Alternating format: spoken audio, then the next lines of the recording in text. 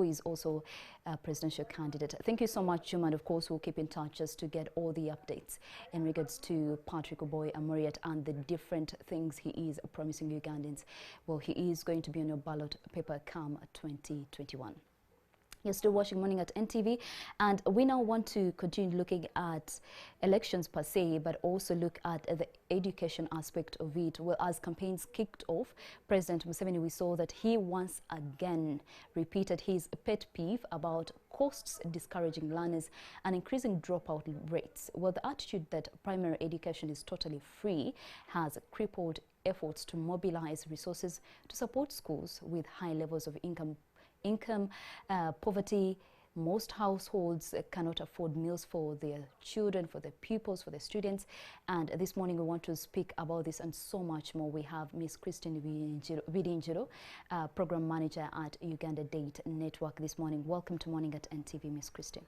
Thank you very much, Sandra, and good morning, viewers. Well, we just want to start by asking you and trying to be snoopy into the report that you did. What are some of the discoveries that you made? Okay, thank you very much. First of all, Uganda Debt Network, by way of very brief introduction, is a national policy advocacy organization formed to campaign for debt relief, which was achieved under the Highly Indebted Poor Countries Initiative, and later the MDRI in 2000. And so the debt resources were now channeled to address the poverty situation in the country, and that is focusing on health, education and agriculture, among others. And so our mandate is basically implemented in two program areas, and that is community empowerment and engagement, which mainly interfaces with communities, and then the policy analysis and governance program, which works at national level and provides a linkage between the national level and local level issues. So we work with government, different ministries, departments and agencies, and media, of course, but also with other civil society organizations. So we do acknowledge that education is a right for all citizens under the Constitution, Article 32, Clause 4. And because government also was part and in fulfillment of the international community commitment to have education for all by 2000, but also under the MDGs, the Millennium Development Goals, we saw government introduce the UPE program, and that was in 1997. So UDN set out to conduct a study and actually find out, is there a correlation between the school facilities grant and retention of pupils in school. And by the way, when UPE was introduced, there were two basic grants that were supporting the program, and that is the school facilities grant, which was a grant by the World Bank and was focusing on building classrooms, building teachers' houses and head teachers, but also furniture. And unfortunately, that grant has since ended. So we have the school capitation grant currently that is given by government. And this started at 5,000 shillings in 1997 for the lower primary, and then 8,000 for the upper primary. And that is from P4 onwards up to P7. And it later increased to 10,000 for all from P1 up to P7, and up to the current 13,000 shillings that it is at. So our study revealed that the first batch or the first cohort of the UPE students or pupils from 1997 in Amuru, the study we conducted was in Teso and Karamoja regions, and that was in the districts of Amuru, Nabilatuk, Gulu and Moroto. So we discovered that out of the enrollment, we had 22% make it to P7. That was the first batch of UPE. On the UPE program? Yes, 22% made it to P7, but 56% still of that are what sat for PLE. Then for the second batch, the percentage increased slightly to 62%. And currently the final batch, not final really, but the current batch which ended in 2019, data that is available up to 2017 showed that 60% have so far made it, but we're yet to get the final data as well. So made it to P7 and sitting also for... Yes, sitting for PLE. PLE. Yes, so there's some progress, yes. Level. Okay. There's some progress, especially with, you know, retention compared to previously. And we know with the introduction of UPE, we saw a surge in enrollment from 3 million in 1997 to the current, up to 2019, we had 8 million pupils enrolling for UPE. So we saw that there's increase in enrollment and retention as well, like we've seen. But whether we can attribute it wholly to the capitation grant or other factors is now something else to consider. Yes. Well, speaking of UPE, you know, recently I'm sure you saw the president also pledging to promising free vocational education. Do you think we have learned enough from the UPE mistakes? You say that we've made some progress, but do you think it's enough for us to say now we can provide free vocational education? Well, first of all, we have made, like I mentioned, we have made some progress, but it is not wholly by the, you know, capitation grant, because we have the World Food Program, for instance, that provides meals at school, the school feeding program. And again, I'm speaking for the areas where we conducted the study in Acholi and Karamoja regions. So we see it is the World Food Program and some partners that provide food and meals at lunch. And because of that, we have seen a surge in enrollment, because parents often send siblings and other children to school to have meals, because of the poverty situation there and famine. Households hardly afford food. They actually have 1 meal a day. So this school feeding has attracted the pupils, but also helped retain them in school.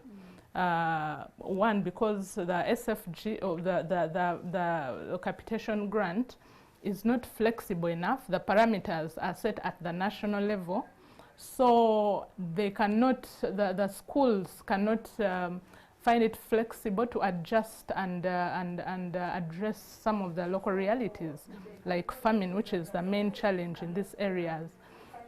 So we also see that some of these other stakeholders, the development partners, the CSOs and NGOs, have also come in to provide some of the school equipment, sports equipment for co-curricular activities to supplement on the little capitation grant that is there.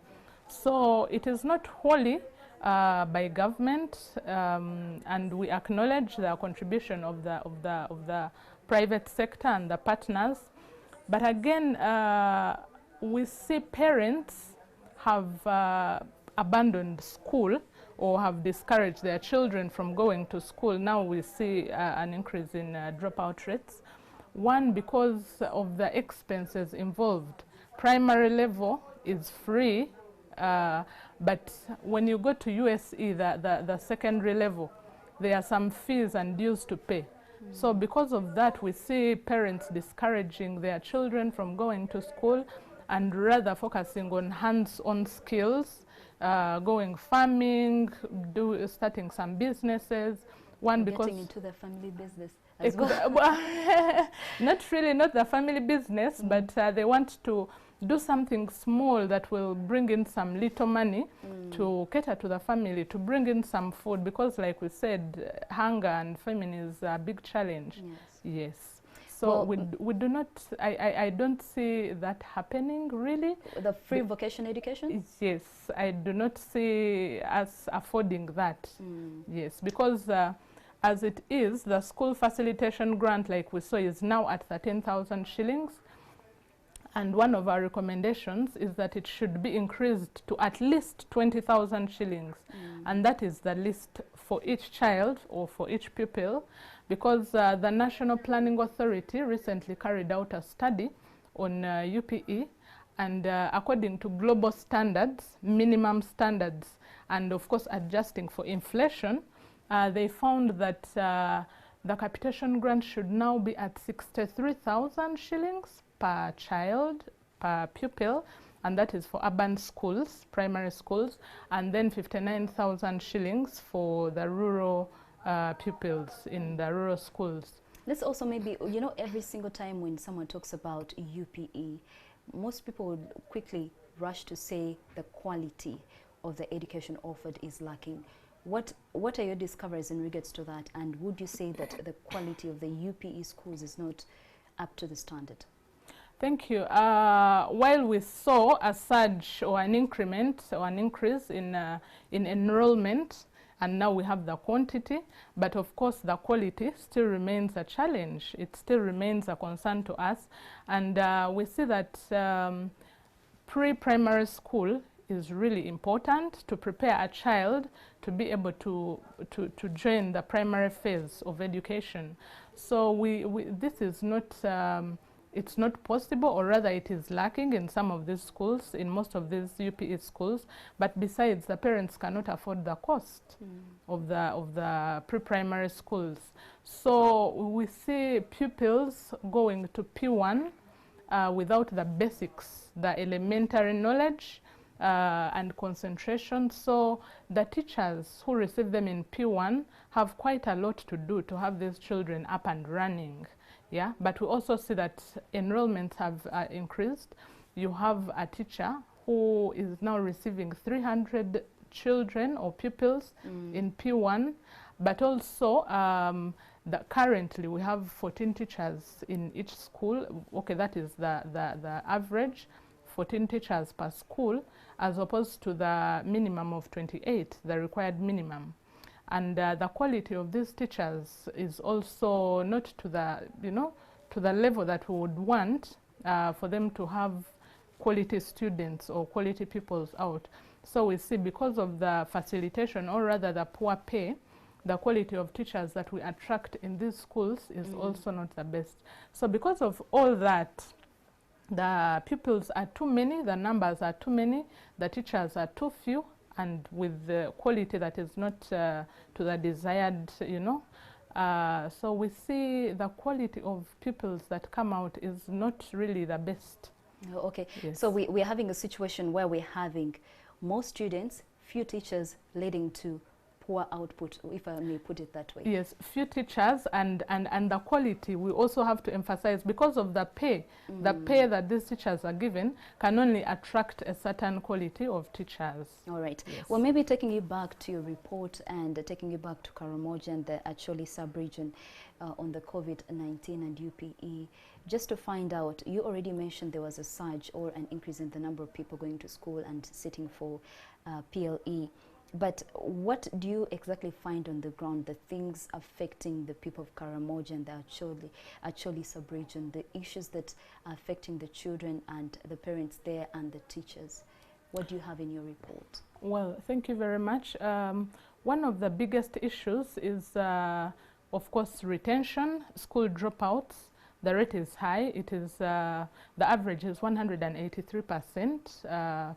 For the areas where we went, and that is quite high. This is attributed mainly to the gender aspect, because girls are rarely retained in schools for various reasons. They have to go back and cater to the domestic chores, but also boys, they also drop out, and they go out looking for money and etc. But we also do not see parents actively involved in supporting these children or the schools to have the pupils keep in school. We see one of the challenges is that there's hardly infrastructure to keep, like I said, the girls. We do not have sanitary pads maybe at school. Then facilities for the children with special needs, maybe latrines and etc. So those are some of the biggest challenges that we found. But probably the biggest of them all is still school feeding, because it has been the sole reason for either retaining or having children drop out from school. All right. Thank you so much, Christine. Well, we'll now want to hear maybe again from your report, what are some of the recommendations that you have? Yes, thank you very much. One of our recommendations, like I highlighted, was that government should increase this capitation grant to at least 20,000 shillings. It is still small, of course, compared to the NPA recommendation, but at least for starters, this would work. Then we also want to see government have the national school feeding policy out and running, because we are still depending on World Food Program to feed the children. But if this were to withdraw, actually one of the head teachers in these schools said if World Food Program were to withdraw from Karamoja and Teso regions, then that would be the end of UPE in the whole region, in the area. So we want government to put in place plans, you know, to see that just to complement this, but also just in the event that some of these stakeholders withdraw, then we're able to sustain and move on with this. But we also want campaigns, massive campaigns involving teachers and then especially parents of these children, to help keep these children in school, because like we saw, it's mainly because of the parents that children drop out of school to go and do other chores or attend to other things. We want to see government restructure the capitation grant so that it can be adjusted if the schools have some urgent needs, maybe like school feeding. Some of them said they would want to have the children stay in boarding, you know, like have a boarding section, so that maybe like the girl child, if she's at home, she has so many distractions, she's doing domestic chores, she cannot read and concentrate, and so this affects output at P7 level. So if they're in boarding, they are better able to concentrate and read and probably have better outputs. So those are some of our basic recommendations through the report to government and stakeholders. I hope all the details put in this report are going to be sent out there so that the different presidential candidates can understand which areas to tackle and to address in this period, right? Oh yes, this is going to be a public report and it can be accessed by everyone on, of course, UDN website, but also we shall distribute copies to those we can reach. Yes. All right. Thank you so much, Christine Bidinjedo, a program manager at Uganda Date Network, for joining us this morning at NTV. We do keep in touch and we look forward to seeing all these recommendations put in place by whichever government takes on or the current government. You're still watching Morning at NTV. We'll be back.